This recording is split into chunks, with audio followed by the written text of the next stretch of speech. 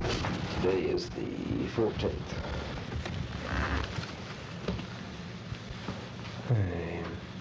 March 14th, 1983. This is Joe Todd. The interview with Mr. Bob Kohler. Mr. Kohler, when were you born? 1911. 1911. Yeah. October the 24th. October 24th. And you were born here on the farm? Right here in this house, yes. Sure was. So good. Who was your father? Julius Kohler.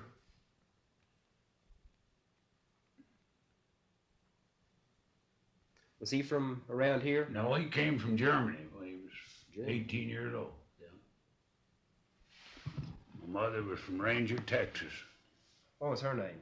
Minnie Sugart, Minnie M. Sugart.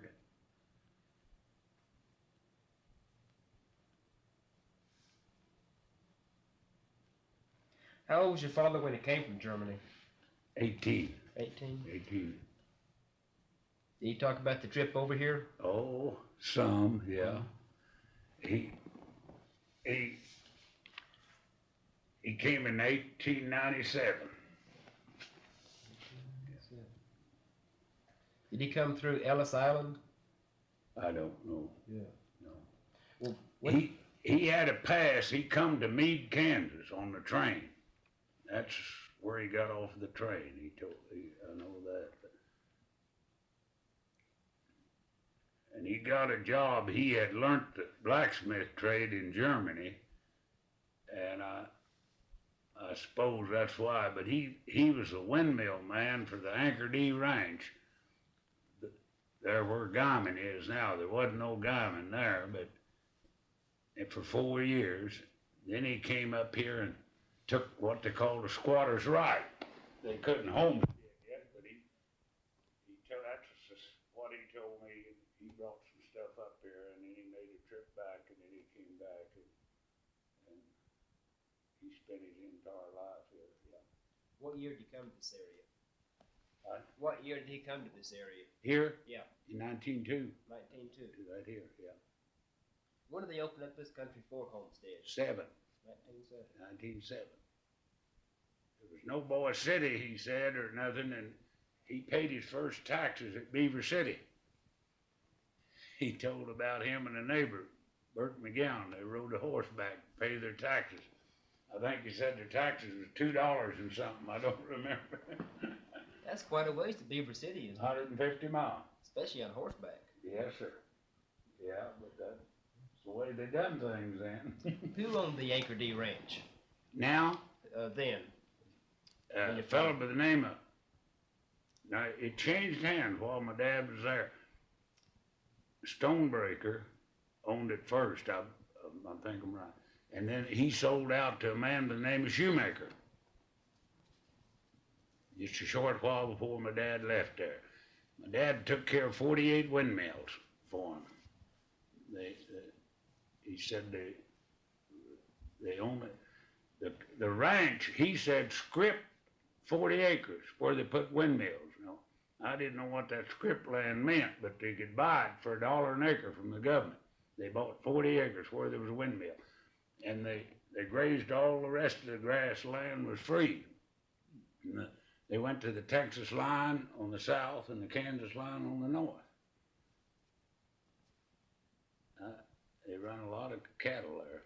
Yeah. How big was the Anchor D? Now? Yeah. Oh, at one time, Jack Freeman owned it, what's left. It's a good ranch yet, but when my dad was there, it was, I don't have no idea.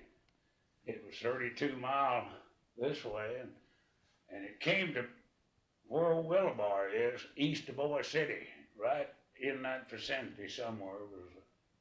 Then there was an outfit this way operated, they called the 3 C's. Yeah. Is this place anywhere near the 101 Ranch? Well, it's below the old 101 Ranch. It's this side of Kenton. We're about 20 miles east of it. Okay, who owned the 101? Yeah, I've got some books here, but I don't know for sure. Because I'm familiar with the 101 Ranch by Ponca City. No connection. They No said. connection. That's what they told me. Hmm. And this 101 at one time was supposed to have been one of the bigger ranches in this vicinity. Mm-hmm. But the state of Oklahoma owns all the land around it. There's very little deeded land there, so you know they just grazed it free. Yep. That's before the state required this state land. Mm-hmm. Yeah. How much land did your father take when he took his squatter's rights? 160 acres. 160 acres. Yeah. Was there any problem being a squatter? Any what? Was there any problems in being a squatter with the government? Yeah, he had problems. There was a Perry Cattle Company. Their headquarters was close to south of La Junta, Colorado, and they was running over this range. They claimed this range all through here. Did you try to run your father off? Oh yeah, yeah, yeah. Did he file on the land then in 1907? Yes, I believe that's when he filed on the land. When he had took what they called a squatter's right, and I never did quite, but I don't believe he got a deed to his 160 acres till about 7. Of course, they already proved up on the land by that time. Oh yeah, he'd been here long. Yeah, him and mother was married in 1904. Yeah, yeah. Where'd they meet, your parents? Well, my mother's folks came and they didn't come till 98, but they homesteaded right south of the river here. And that's where my dad met my mother. We owned the old granddad's old place. Yeah. There was quite a bit of this flat land all homesteaded in, and I believe I'm right. I believe my dad bought out 27 homesteads here. Just not all at once, just added on just through the years, yeah. Mm-hmm. And you say you own your grandfather's old place? Yeah, you bet, yeah. What was his name? Sugared. That's on my mother's side, yeah. What was his first name? John Sugar. Yeah. And they came here in 1898? Right. Okay. Mm-hmm. That's right. And you were born on the farm in 1911? Right. Okay. Do you remember when your father first put in the irrigation? No. When he first started on it, I remember back to about 1918, but he had done some work before then that I don't really remember, yeah. Now, how did he get the irrigation started? What did he do? Well, there was another feller here, and my dad bought him out later, but by the name of Ellis, and he had started. He had really started it. They were going to put a dam on the Cimarron River, a reversion dam, to revert the water out of the river. And the old man, he was, I don't know how to explain it. He was a hard-working man, but he just didn't have the finances to go ahead with it. And this was all done with horses. There wasn't no machinery then. We got 8 Mile of canal, and of course the canal has been enlarged after we got machinery, but it was all built with horses and scrapers.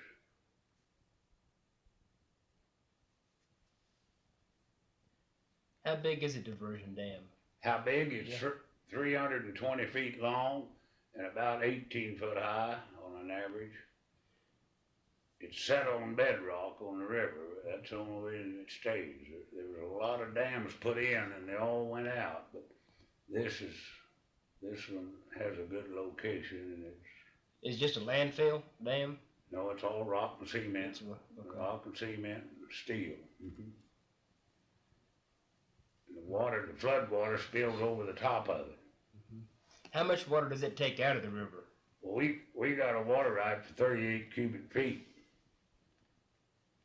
Is that per day, per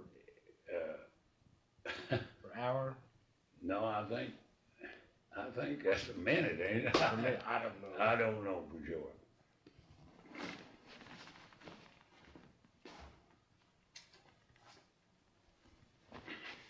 When did you have to get a water right? He applied for that water right in 1960. And the water right wasn't approved up, made final proof on it in 1932.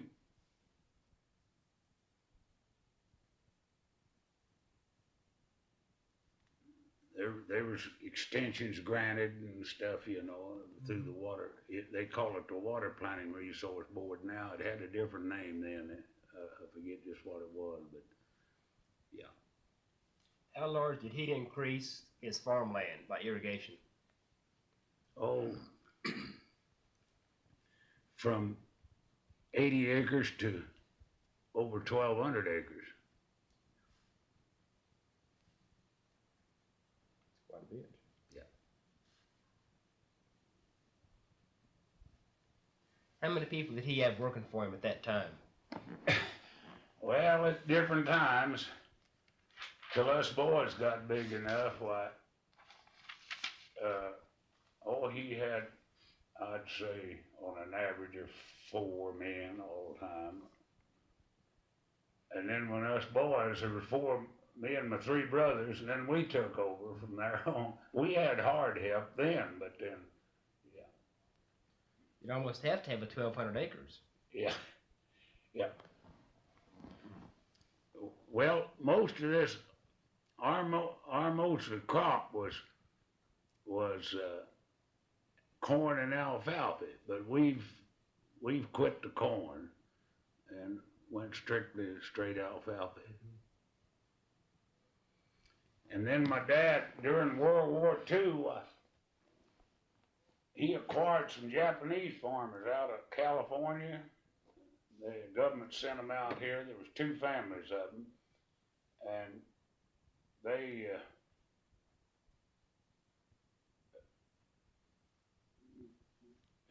they farmed 160 acres under irrigation, and their crops was mostly vegetable. They done a real good job. Remember what their names were? Yeah. Yamasaki. I don't know, one of them was named, and the other was Fujita. We correspond with the boys. They're in California yet. They was real nice people. Yeah, the boys grew up here. And How did your father go about contacting the farmers? these Japanese? Yeah. Well, I through the army. Now through the army some way. I just don't know. But he got them through the army. They were screened out and everything, and yeah, he got them through the army. Were they out of the camps in California? Yeah. They were farmers in the Imperial Valley, and they was either gonna put them in camp or. But they produced a lot of stuff here, a lot of vegetables for 6 years. That's a pretty bad deal, I think, about putting all the Japanese in those camps. Yeah, you bet. In my opinion. But they were good farmers, and I'm sure a lot of people learned from them here. This country was way behind on farming when it come to fertilizer and stuff. They were up on everything. And irrigation, a lot of people don't realize it, but there's a time to irrigate and there's a time not to, and that's something that's worth knowing if you're gonna raise a big crop. You can put the water at the wrong time and stuff like that. When's the time to irrigate? Well, alfalfa is right now. Is right now for alfalfa.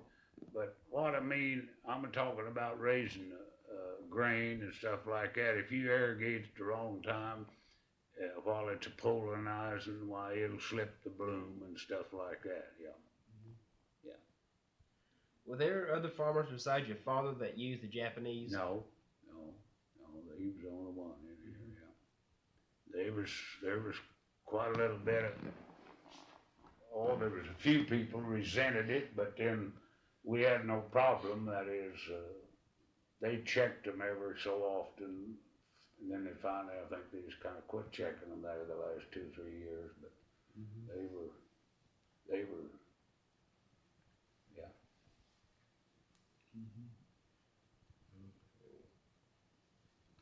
Did you go to school in Boise City? Me? Yeah. 1 year, 1923. We didn't have no school out there. We didn't have enough kids, and they hauled us in there in an old Model T. That was the only year. I went to school at Garrett.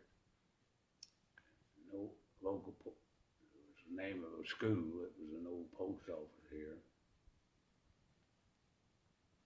What was the name of the post office? Garrett. Garrett. Garrett. It's gone. It was discontinued in 1918. That post office was, and then we got our mail from Boise City since then. And then we had the school was called Garrett, and then we have a cemetery here in the country that's called Garrett from the name of it. Yeah.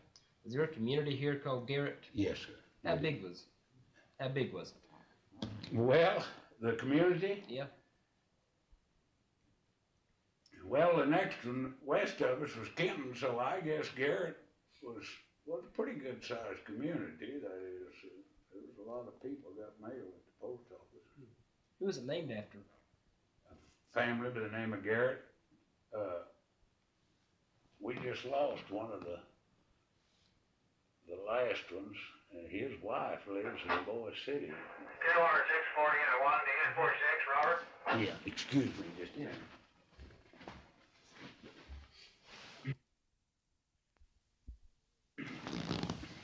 Do you remember World War One? Sir? Do you remember World War One? I sure do, yeah. Was there much work for the war effort around here, the Garrett community? Well, now, what do you mean? About the women knitting sweaters, the soldiers? Oh, yeah, you bet. Yeah, my mother done that, yeah. And I had a school teacher here, Miss Graybill. They was knitting and sending stuff to the boys all the time. I remember that, yeah. Did many guys around here go to the war from Garrett? Garrett, not right around here, right close, no. Well, yes, he did. Si Strong Si Strong, my neighbor, he's gone. He was but really I don't remember right around here close, yeah. Yeah. Was there a big celebration here on Armistice Day? when the war ended? Not that I remember, no. We didn't know about it. We didn't have no telephones or nothing out here, and I remember my dad come on horseback from a Hurley, that was a little store north of Boise, and he'd got the word that the war was over, and that was the end of that was the celebration. But I sure remember it, yeah.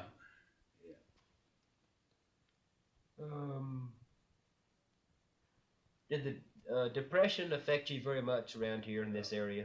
Oh, in the 30s, you bet. Drought, you bet. We couldn't have stayed if we hadn't had that. What we had under irrigation, we couldn't have stayed if it hadn't been for that. You bet. Did the drought pretty well dry up the Cimarron River? We had a lot of water in the river during the 30s. It was coming out of New Mexico. Had a lot of flood water. Had 54 floods in the summer of 1935. Flood water, yeah, sure did. But it didn't come from this area.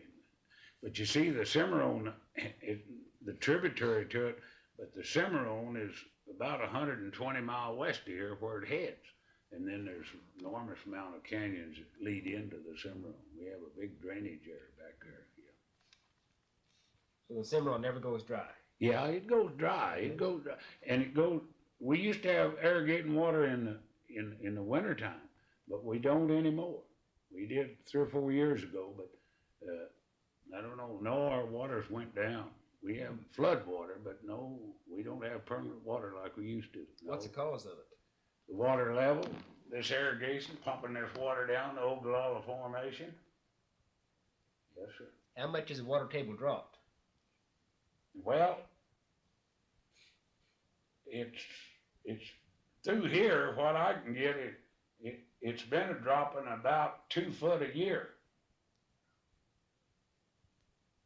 Yes, sir.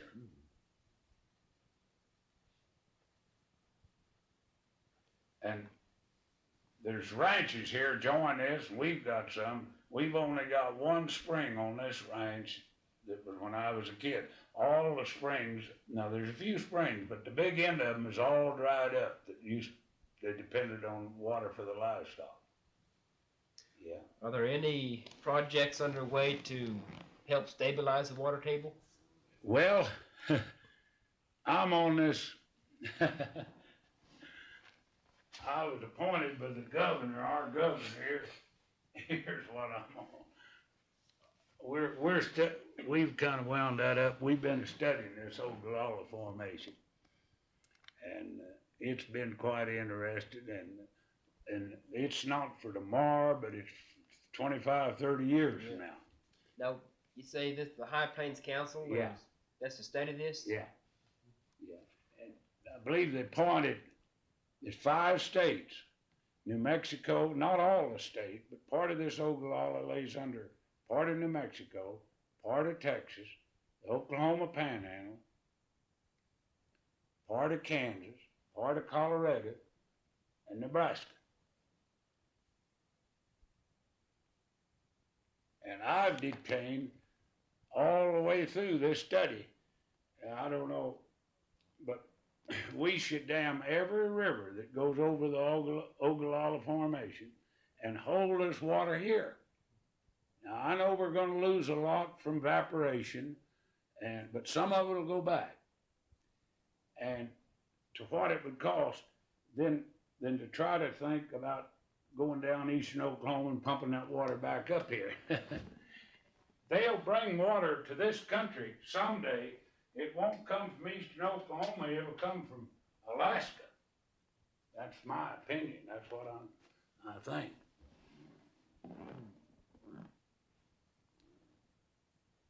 Where's the recharge area for the formation? That's part of the study. It is? Yeah. And I think we've discussed it. I think they should. Now, we've got irrigating, not us, but I know irrigating wells here northwest of Boise City. When the river runs, floodwater, in 3 days, those irrigating wells will pump full capacity. And some of them are 15 miles from the river. So there's a recharge there some way. Yeah. How bad were the dust bowls around this area? The dust storms? They was bad. What area of the dust bowl was the hardest hit? I think Cimarron County and Baker County here, the 2 counties, I think were the 2 worst. I sure do. And now it was bigger than that, but then we had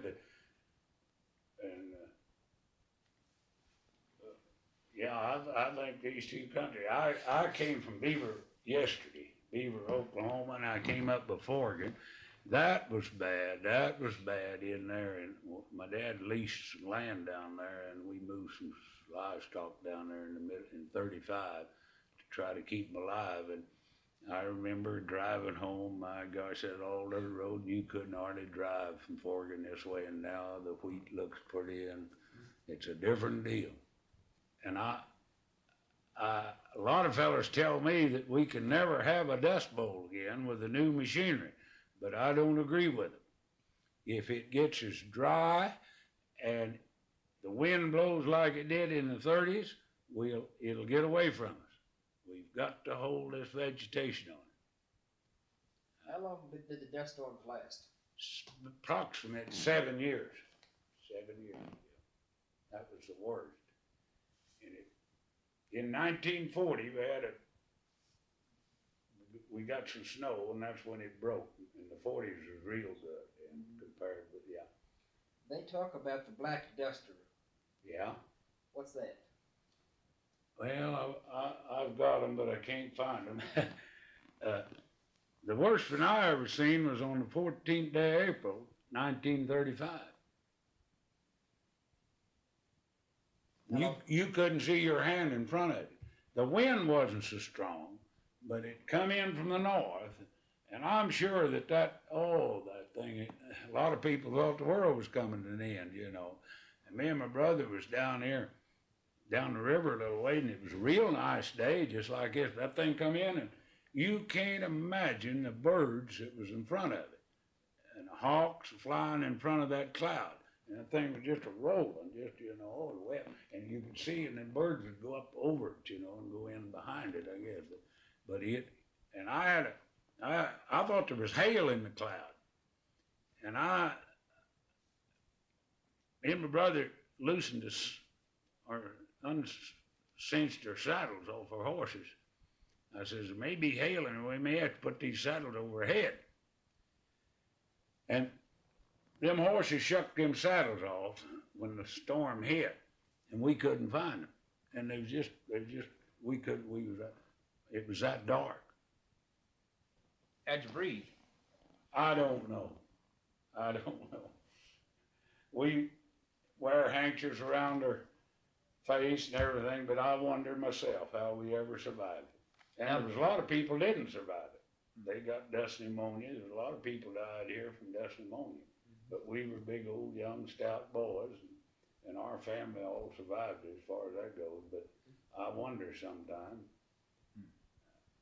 I know I was over at Shattuck here 20 years ago and having a physical checkup, and one of the old doctors, he's gone over there, he says, oh, your lungs in good shape, but says you've got a little effects of the Dust Bowl days there yet.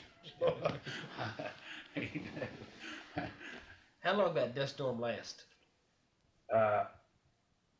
It hit about 2 o'clock here on the river. It hit about 2 o'clock on Sunday evening, and it was after dark before it let up. Yeah. How tall was the storm? You said you enormous. It was way up there. But that thing, there wasn't a lot of wind with it. Now, it wasn't, I've seen the wind blow a lot harder. But it'd blow your hat off, but it was just, as far as you could see, it just rolled in from the north. There's some pictures of that, and I've got a picture of that thing somewhere. The people, but yeah, that was terrible. You say the dust storm was broke in 1940? Yeah, that's when we begin to come out of the dust storm, you bet. In the 40s, our rain average, I looked at the average, but it rained at the right time, but all the farmers and all the fields were blowed up in big piles and everything, but they raised good crops during the 40s.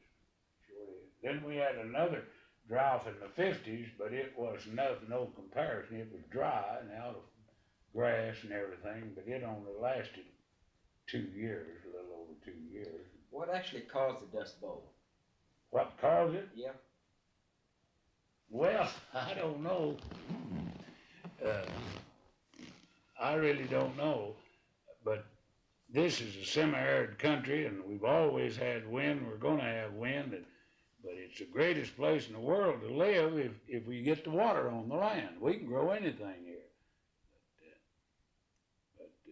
No, now they claim that the jet streams have something to do with it. I don't quite understand that, and I think maybe they do change the weather. Our weather has changed.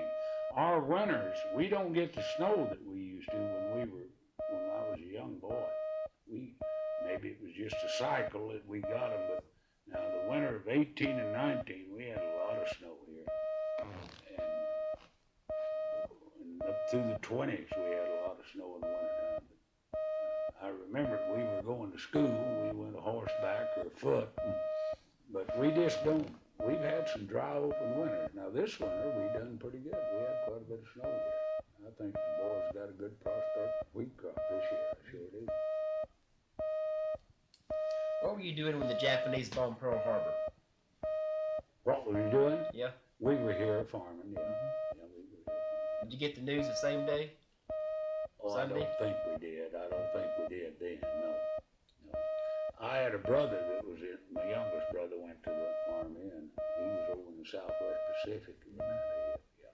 Did many guys from around here go to the war, World War II? Well, right in this vicinity, yeah, Paul and John Strong in World War II was really right in here. So, yeah, there was quite a few boys, but they were mostly from boys. Yeah. Was there much work for the war effort during the Second World War? No, I don't think so as much. I don't think so.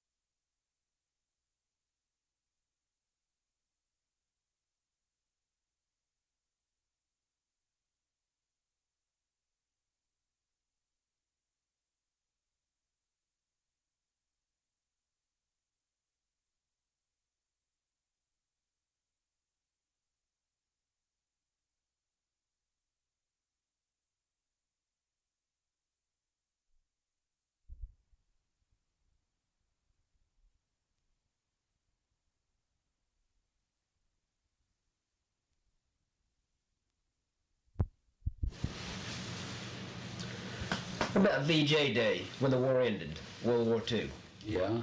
Was there a big celebration here then? 45? Yeah, I was here on the ranch working, and as far as the celebration, I don't think Boise City had a celebration, but they might have, I don't know. I just don't recall it. I know we didn't go. Remember when Boise City was bombed? Yes, sir. Yeah, I do. How come it was bombed? What?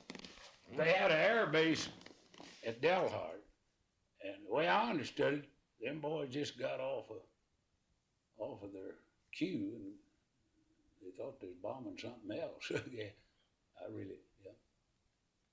How many bombs were dropped? Well, it hit the pavement, knocked a hole in. I can't tell you that. I don't know. But I seen the hole. The hole was in the pavement about that deep. Anyone injured?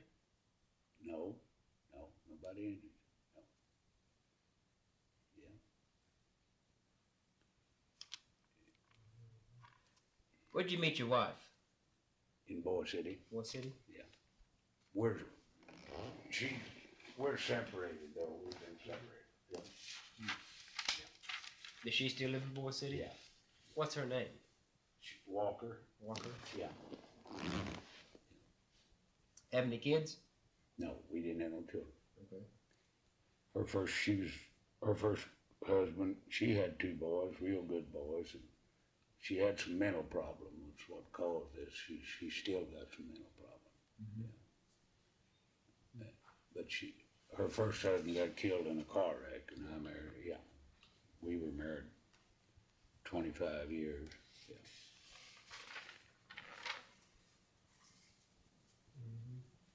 And you say you've expanded the canals? Oh yeah, we finished and made them bigger. Yeah. How big are your canals? Well, they're approximately, the main canal that carries the water on an average is 16 foot at the top and 12 foot at the bottom. How deep are they? Approximately 3 foot. We have cuts to go through and stuff, but that's, yeah.